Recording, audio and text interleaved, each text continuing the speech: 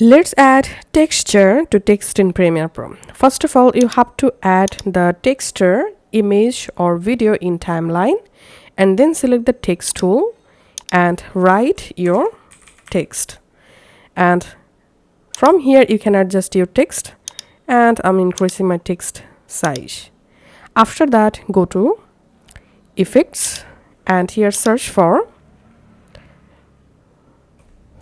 track matte and add the track matte key to your background or texture clip.